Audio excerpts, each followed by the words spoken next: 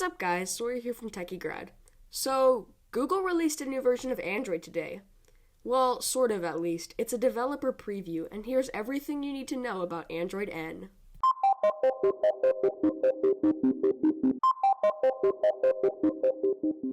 The first thing to know about the developer preview of Android N is that, unfortunately, you probably shouldn't download it. This preview is unpolished software that isn't meant for daily use. There's a lot of bugs in it, which is completely expected.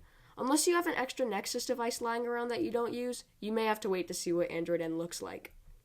Finally, stock Android will receive a dual-window multitasking option, which brings in a useful productivity feature that has been in many other non-stock versions of Android such as TouchWiz.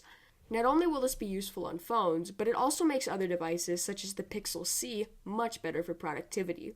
Essentially, multitasking is something that Android should have had for a while, but we can be happy that we have it now.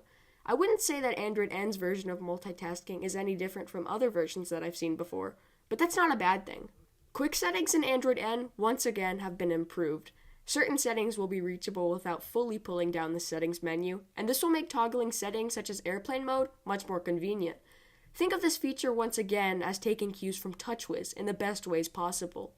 Also, the notifications look a little bit different, and this is because now you can reply to a notification a lot easier.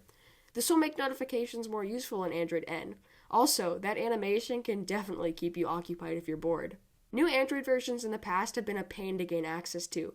It involved flashing and many other steps that people just don't have time for. However, with the release of the first developer preview of Android N, Google has released the Android Beta program, which allows users to register their Nexus devices and gain over-the-air updates.